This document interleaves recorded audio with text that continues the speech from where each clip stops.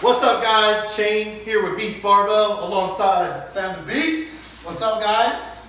Today we're going to be going over a review of the Strongarm Sport, aka Bells of Steel combo rack. Yep, I'm going to tell you why we picked it and why we like it, why we don't like it, why it's alright. So first of all, we'll get into why you want this type of rack. This is a general competition style combo rack for powerlifting that you can squat and bench press in. Exactly. And one of the main reasons somebody would get this rack exactly is pretty much the price. Most combo racks are probably like $3,000, $4,000, $5,000 if you want like one of the top of the line ones. This rack right here is actually only about $1,000. And since they're a fairly new company, they're offering free shipping on it. So that's another reason why we went with it. And we got it before the whole epidemic started, and that's when we ordered it. So we still got it pretty quick and stuff, even though it was quick but not quick. But we'll get into that later. Right. I think the cheapest rack, the cheapest like big time combo rack you can get, I want to say, is like the Texas Strength Systems one. And even with that one, if you were to get it the way this one comes with spotter arms and band pegs and all that, you're looking at probably close to $3,000 after shipping. I'd say probably the Ghost equipment probably even more than that. Oh, the Ghost, I'm saying cheaper end. Oh yeah. Yeah. The Ghost, that's a whole other thing. Yeah, that's top of the line expensive right there. We did debate between this one and the Titan Fitness one. Looking at the Titan Fitness one, now obviously not having seen it in person, we're only looking at how it's built in the pictures online. It looked a little unsturdy, a little unsure. Yeah. Plus theirs was kind of new, and this one had already been out a while, and this was the version 2, so it's already been out there, been tested. So we were like, all right, it's got some miles on it. Let's check that one out. Exactly, and we're fans of Titan Fitness, but they are kind of known for putting out a better version 2 than their version 1. So maybe when that time comes, if they produce a version 2, we might look at that as an option. Exactly. So let's get into the actual rack. All right, so one of the first things that we noticed when we put this rack together, as you see here, I can push down. When we first got it and put it together, this was like this. Like if you notice, this was off the ground. So every time you sit on it, it would go like that. And if I let it go like that, sometimes it's still like that, you know. But we've got it set up to where we basically held that up, put stuff under this, put some weight on here, weight on there, so it can bend the metal, so that, you know, once you get it in there real good, you know, you can sit on it and it won't make that noise. Because every time you would sit on it, you'd be like boom, and then it's kind of annoying. The other thing is where you stand for the spotter on this right here, this beam was flipped the other way, so this would be on top on this side of this, and you would screw it in from here. But when you go to spot somebody, you'd be way over here, and lifting off would be really hard because I'm not directly over it. I'm literally having to like lift off from way over here. So by doing that and putting this on this side, now I can get a lot closer to be able to actually lift somebody off. And we've got people here benching over 500 pounds. So I'm not gonna lift nobody off with 500 pounds like this. And especially if you try to save them, I'm gonna fall on top of them too. So at least here, if they're here, boom, I can yank it off of them and put it back. And that's basically the main thing with a bench. So flip that around, you can slide that over, and now you'll be able to spot people on there. Next, let's talk about the rollers. So as you can see here, they use, looks like some kind of almost PVC pipe. So here's the pros and cons of this. The pros are, this is gonna help protect your bar. It's not gonna tear up the knurling on the bar. The cons are, these are probably gonna wear out pretty quickly. We've only had this for 3 months now, and you can see just looking into them how much the bars have dug into them. However, because they are PVC pipe, I would imagine they're fairly cheap to replace. You can go to your local hardware store and just have a piece cut, and then you just remove right here with an Allen wrench and swap it out. So not too difficult there. We have noticed that the bottom rollers seem to not roll as good as the top rollers. So even though you can't physically see the difficulty in how that's rolling, these are not rolling like the bottom ones do. This is just, it's smooth when you're up here, almost a little too smooth. So yeah, I would say that's the pros and cons of the rollers. All right, so about the bench again, another good thing about the bench, definitely a pro, is that the width. Anytime I would go to buy a bench, I always make sure that it's at least 12 inches wide. I don't like skinny benches because then your shoulders are all falling off and that's not great for your shoulder. And the other thing is that this is actually competition height. So if you practice on this, you go to competition, same thing. And that's the best part. We compete, we do a lot of powerlifting competitions. So practice how we perform. It's gonna be even better when we get on the platform. Another pro is that this thing is pretty sturdy. Even though it's just the uprights here and then one beam in the middle, this thing is solid. We've had almost 600 pounds squatted on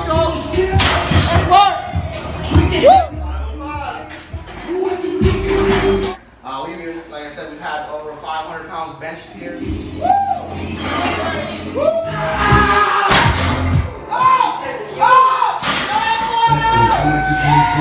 And this thing has not rocked side to side at all. Like the weight will slide easy up here, but nothing will rock. The only problem is this right here, the J hooks. When you come to squat and when you come to rack it, you have to have the rack height just perfect, because if not, you can go over it. So this is a problem when you're squatting with multiple people, which with these, which is nice, that you can easily adjust it. You know, the rack height with this, you know, boom, for a taller person, there you've got it adjusted in, you know, seconds, and that's it. So that's good, but you have to make sure you do that every time you have somebody taller or shorter, because we've had people go right over it, and luckily they caught it, come back, they're like, oh, damn. So that's one thing to keep in mind when you're squatting.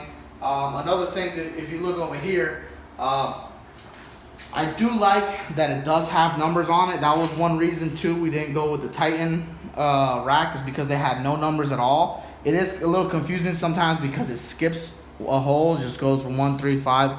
So when people say, oh, put it on the number 10, there's no number 10. You just got to know that it's there, the one in between 9 and 10, which, I mean, it's common sense, but it's kind of, you know, it's kind of weird sometimes. But other than that, that's what I like about that. So one of the better things I like about this rack is they give you band pegs with it. These are really good, sturdy band pegs. Now, one of the things I don't like about this is I feel like these should come out a little bit further so the band pegs can be in a better position. I feel like they're a little too much this way, and that the bands are going to kind of pull on you in somewhat of a weird angle. We haven't noticed anything when using it. That's just kind of me being OCD, to be honest with you. I should have looked at that, damn it. It's all good. You can edit it.